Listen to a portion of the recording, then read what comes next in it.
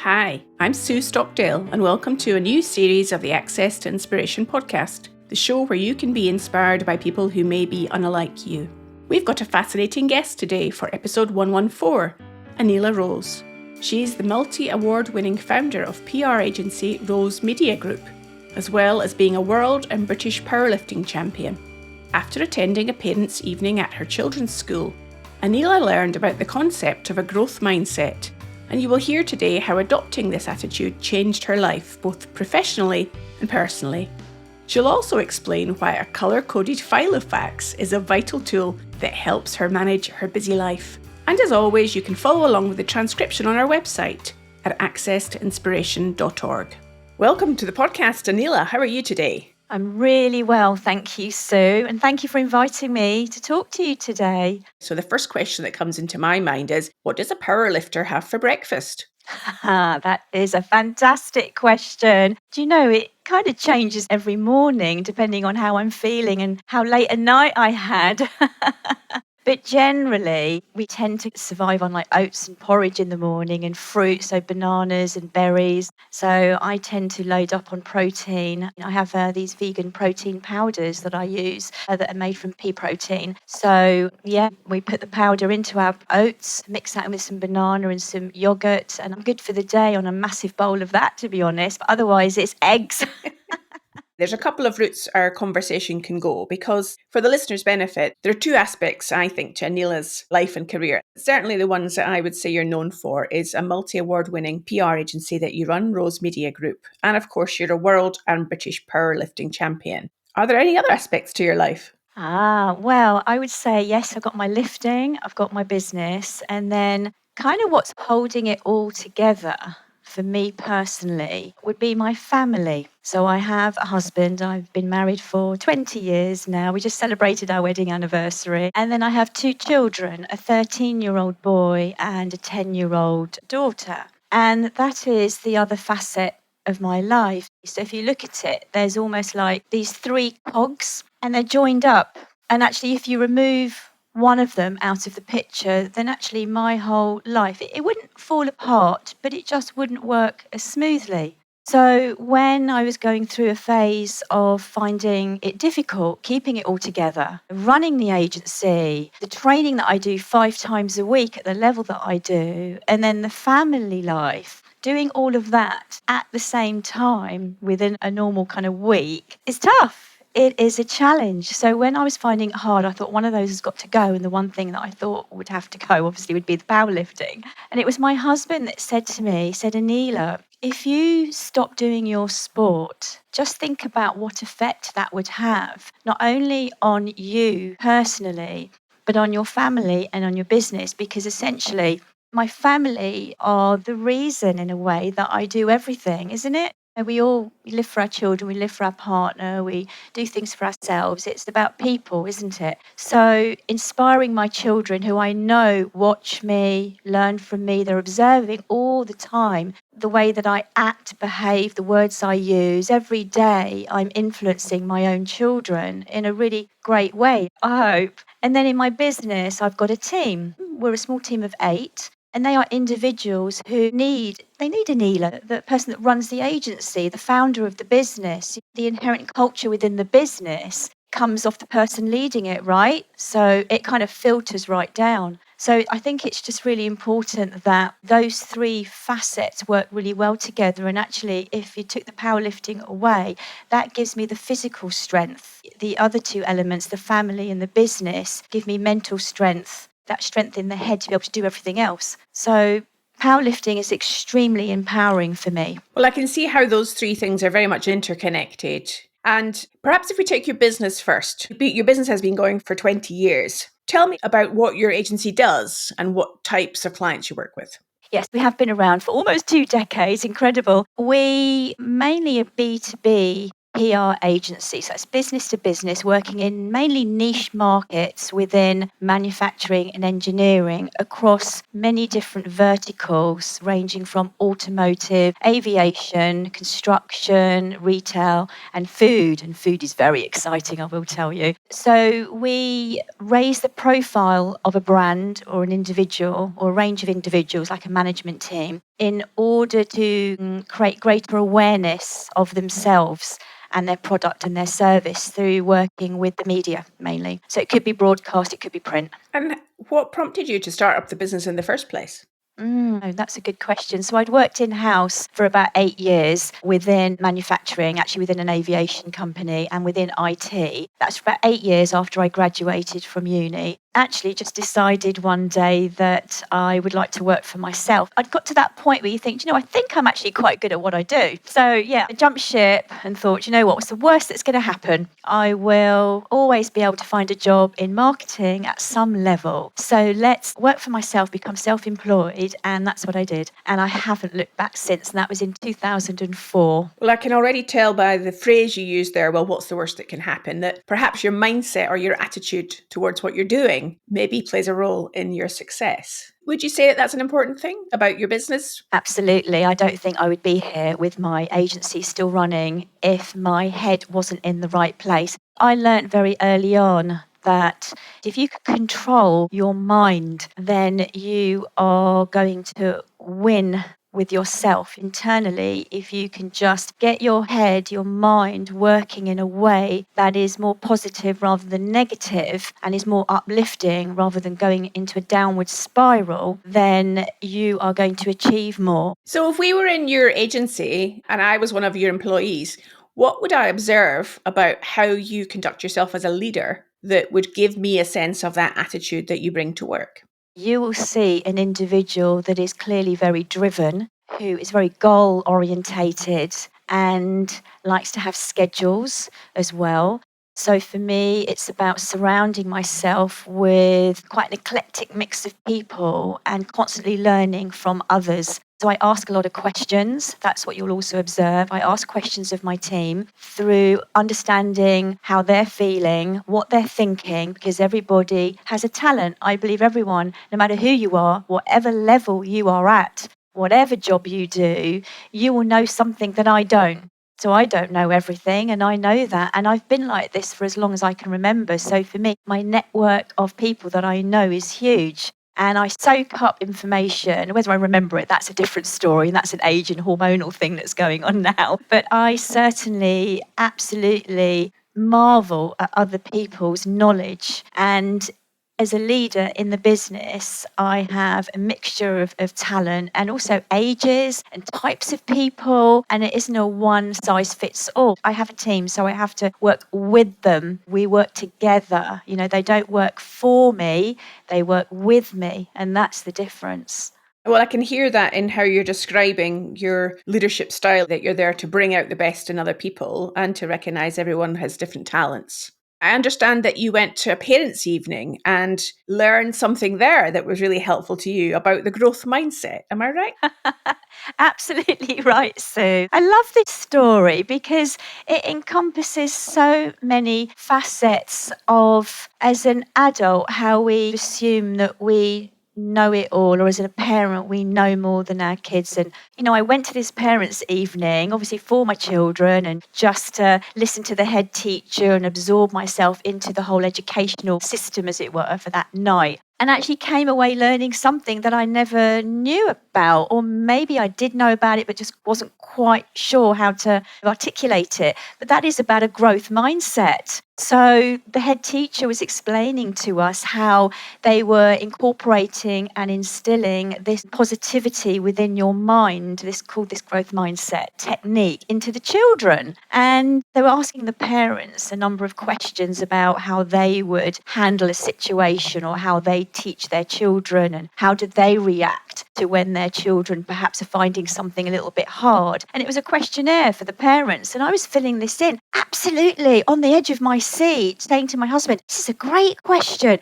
Oh my goodness, what would I do? Wow, wow, wow." It was that kind of a moment, that was a number of years ago, and then that changed me. I walked out of that primary school that night and immediately Googled growth mindset, was just wanting to know more and more about it. And so that's what I did. That literally the day after, I was just hooked on how you can change and step up your thinking around everyday situations and just change the outcome of a situation by approaching it in a different way. And have you got any examples of how you use that growth mindset? Actually, I use it in my powerlifting, which we'll come on to, I'm sure. But in my work, yes, a growth mindset. So every day at work, there will be a situation which will test you.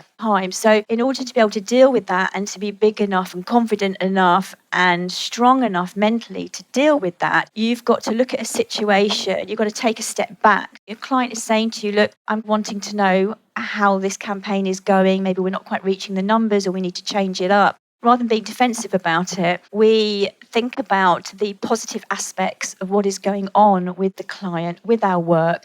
We pull out knowledge that we have about our industry and about what we're really good at and why the company brought us on board in the first place. And so it's a case of just looking at the situation with more positivity than there is negativity and breathing through it as well. There's also breathing techniques, believe it or not, as simple as it may sound, just taking a step back and breathing and thinking about the positive element of the task in hand actually can turn things around and what we call an upward spiral. And I'm imagining that behind that is a willingness to learn and accept that, I think you said already, we don't always have all the answers already and that we can learn from other people. It is, absolutely. It really, really is. Continual learning and not being afraid to learn. And that's what I said right at the start about learning from other people constantly. And if we can turn our attention now to powerlifting, so that second aspect of your life that you spoke about, Aneela, tell us what powerlifting is, because I know I went to watch weightlifting in the Commonwealth Games, and that's subtly different, isn't it? It is. So again, there's a little bit of confusion, I think, sometimes around weightlifting, powerlifting, and bodybuilding. And they're three different things. I get asked this quite a bit, actually. So some people might look at me and think, oh, well, you don't look like a bodybuilder. Oh, well, guess what? I'm not a bodybuilder. Are you going to the Olympics? And I'm like, no, because powerlifting is not an Olympic sport, unfortunately, and it's a bit too close to weightlifting to ever be in the Olympics, so I don't think that would happen. So yes, powerlifting, very simply, is a strength sport, and it consists of three types of lifts. You have the back squat, you have the bench press, and you have the deadlift. And the sport is about attempting those three lifts for just one rep, but lifting as heavy a weight as you possibly can, but just once. And in competition, you have 3 attempts at each of those. Now, given that you have been world champion and British champion, how did it feel to be world champion? I think for a lady of my age, it feels quite nice. I'm not a teenager anymore. I'm not in my 20s or 30s or even 40s. So it's something that is really satisfying for me to think that I've persevered in a sport. Now, I've been doing it since 2016, and I feel really proud of myself that I have persevered in a sport that is quite challenging for someone that is quite small as well, and fitting it into my whole lifestyle. Yeah, I just feel really positive about my achievements and the fact that I'm inspiring other women, especially my children as well. My daughter, I really inspired her, and that's a massive deal for me, actually. And I look at the people at work and my team and how that's inspiring others as well, which I didn't think would be an outcome of me doing this, because the powerlifting is just something I fell into by accident. It seems to have had this knock-on effect, which has been amazing, and I'm loving it. And I think when you think you might be influencing people and changing lives, because that's what I'm hearing, which is incredible. The fact that my story and my achievements that I'm doing is helping others to believe in themselves and to break down those barriers is great for me. And it's something I want to carry on doing for as long as I can, because I want to show others what is possible, despite what you think is a limit. And that actually is something that I think people put on themselves. It's not other people, it's yourself. You're putting a limit on yourself. And I want to show people that you can absolutely do it. And that limit that you've put on is a personal thing. And if you're enjoying this episode about an inspirational woman, you also might like episode 68, where I spoke to Katrina Jennings, an endurance athlete who has represented Ireland in the Olympics. And she's also vice president for a company in the aviation sector. Katrina talked to me about the preparation, training and mindset required for her to perform at the highest level. You can find that and more than 100 episodes on a wide range of topics at accesstoinspiration.org. I'm sure that mindset is such a critical part of the powerlifting. Since we are doing this recording on audio, and of course our listener can't see you, Aneela, I'm wondering if you could just describe to our listener your size and stature so that they can get a sense of who you are and what weight you're lifting. I love this question. That's great. I've now got to describe myself. Okay, so just very quickly, I am 5'2". I weigh just over 8 stone, and that's around about 52 kg. And the weights that I'm lifting, so the deadlift record that I hold for my weight class, because it's categorised in powerlifting, which is why it's such a fair sport, is 120 kilos, which I think is around about 18 stones. So yes, the numbers are big. So the numbers that you aspire to within the powerlifting world. So with the back squat, this is where you have a barbell which weighs 20 kilos in itself without any weights loaded. With the back squat, so you squat low down with the weight on your back, you want to squat 1.5 times your body weight. With the bench press, where you're lying down on your back and pushing the weight above you, you want to bench press your body weight. So that for me would be at least 52 kilos. And then for the deadlift, which is the weight on the floor that you lift up from the ground to knee height, would be double your body weight. So for me, at 52 kilo body weight lifting, deadlifting 120 kilos is way over the double. So that is a real achievement for me, and one that I didn't think I'd ever be able to lift when I started out in powerlifting. But what happens, Sue, is that you get addicted to this, and that's why I've carried on doing it. You want to beat the numbers. You reach a number, you have a goal. This is where my whole goal attitude in life comes from. Have a goal, have an objective. You reach that, and then you go, oh,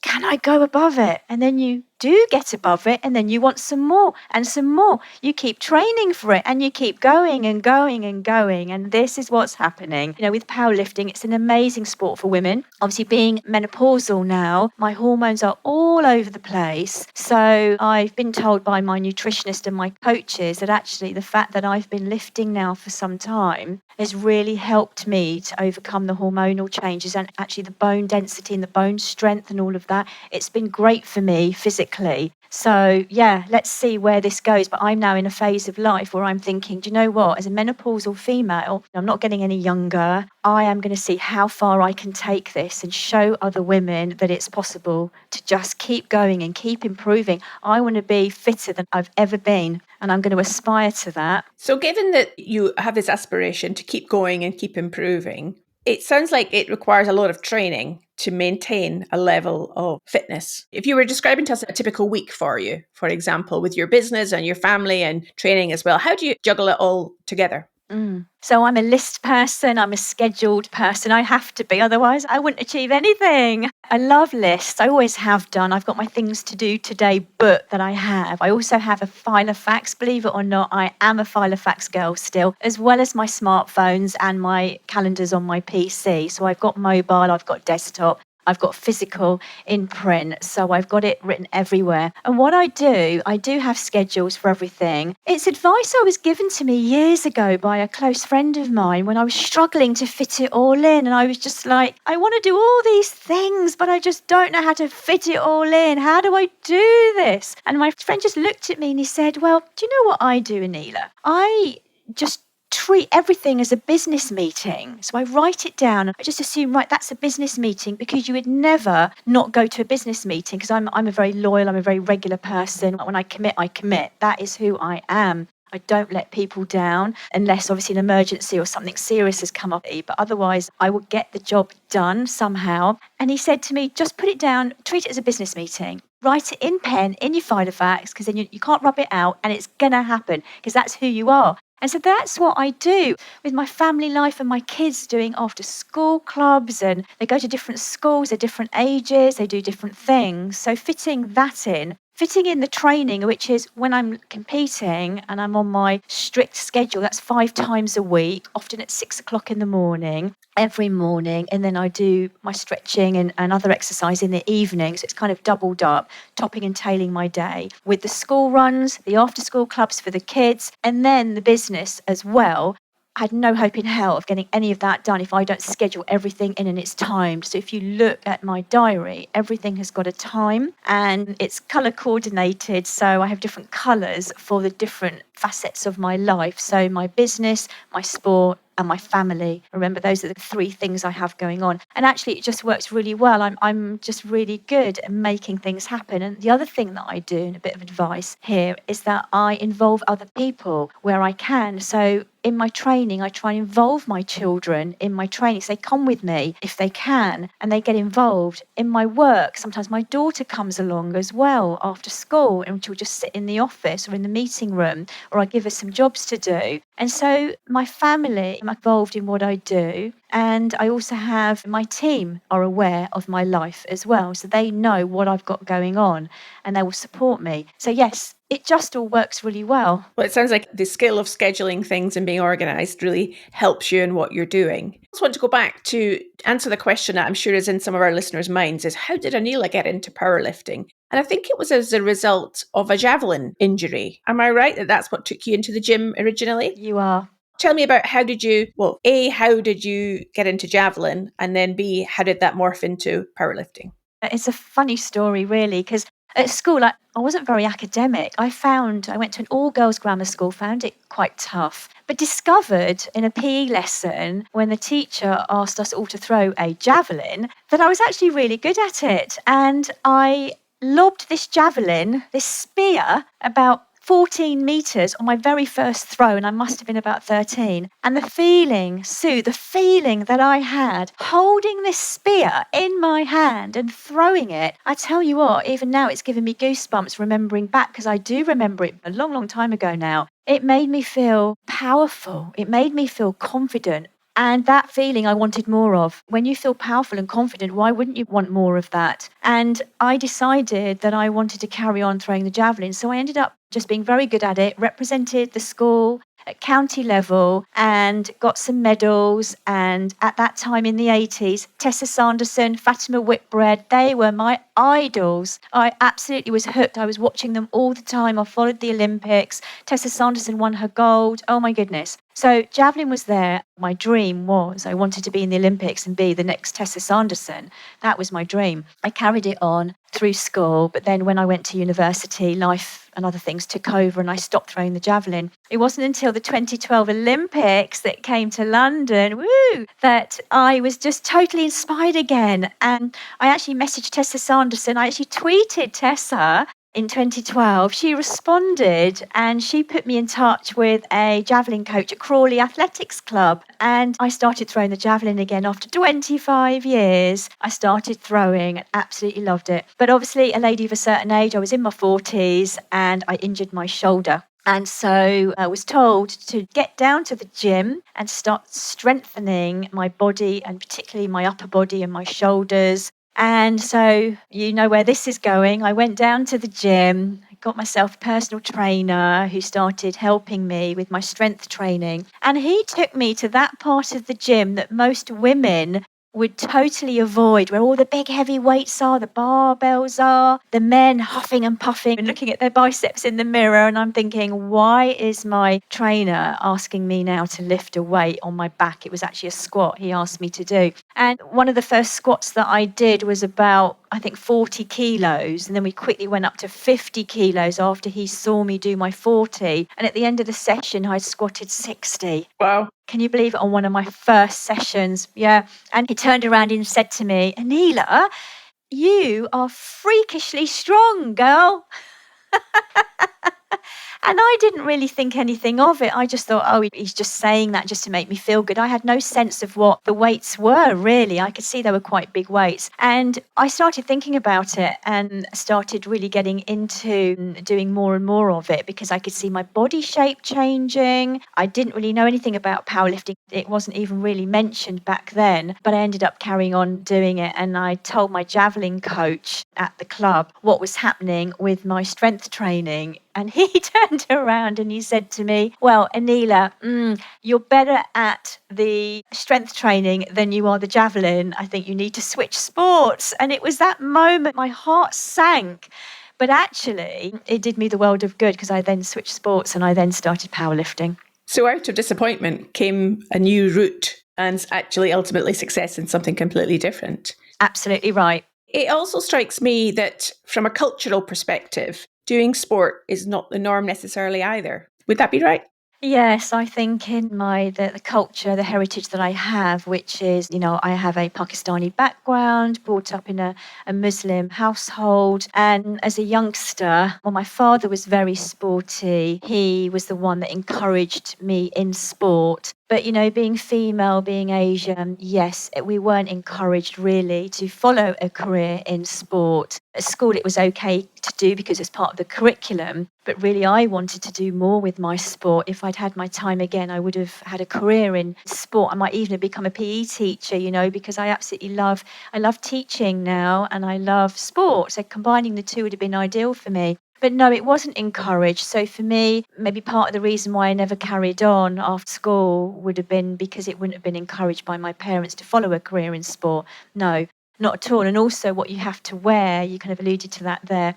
What you have to wear in even just going to the gym and then competing. In competitions and powerlifting, you are required to wear a singlet. Now, that is an all-in-one outfit where it makes it fair that all competitors are wearing the same thing. And it's easier for the referees to judge as well when you're wearing the same thing. So you are obviously kind of showing a bit more of your body wearing a singlet. So it's not encouraged. So yes, it can be a bit more difficult. But then again, I suppose I'm not like an Orthodox Muslim, I am a little bit more relaxed with things. So I do compete and it's okay and acceptable for me to do that. But that's the decision and choice that I have made in terms of how strict I am with it. But actually, you know what, Sue, I believe there is Muslim powerlifters out there now and some federations, I'm not sure in which countries, which are allowing Muslim girls to compete wearing hijabs and to cover themselves, which I think is fantastic that it's now changing to allow inclusivity of women from all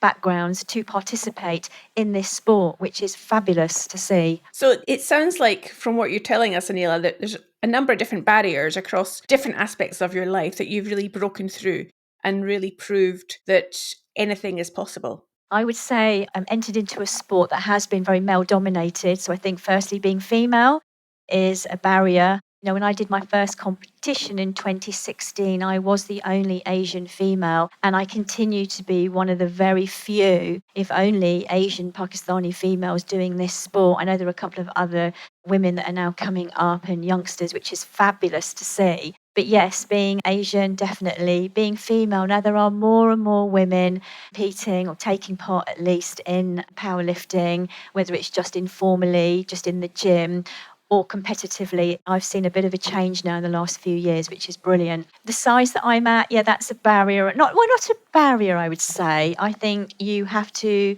acknowledge your size, your weight, your height in a sport that is completely geared up and it affects your training and the weights that you lift completely, depending on how big, small you are. So I've had to acknowledge and be very aware of how much I weigh, because you have to weigh in. It's a bit like boxing. So with powerlifting, you have to weigh into a particular weight class in order to compete in that weight class. And what's really great about powerlifting, it's benchmark. So you're competing against women who are the same weight or in the same weight class and same size as you. So I'm not competing against women who are double my body weight and half my age. So that's what's really great about powerlifting. And I think anyone out there that's listening to this thinking, oh, I'd really like to give this a go, then please do, because I've competed against women who are in their 70s. I mean, they wouldn't be in my class, but at a competition, You have different masters categories, M1 right up to M7 or M8, I think. So that's 17, 80-year-olds. So it's fabulous. It's very inclusive. I think my background, where I come from, has been a little bit a barrier, but I've broken through that and proven that you can do it with the right attitude and wanting. I've wanted this for myself. I wanted to see if me, Aneela, can lift a heavy weight. And can I inspire others through my actions? And is it a good thing that I'm doing? And I put all that together and I think, yeah, this is great for my children to see. I want to be a role model for my children. And I think that's where my inspiration comes from. Age, for me, should be no barrier. Your size, your weight should be no barrier. The colour of your skin should be no barrier. And I like to think that I am proof of all of this in terms of breaking those barriers down. Well, it's lovely what you've had to say, Aneela. And I know you've talked there about being a role model for your children, and you've talked about what you love about your sport, and we've talked about your business. And the one person we haven't given much attention time is your husband. And I'm wondering, it's given he's a really important part of your support team, what does he make of all the things that you get up to?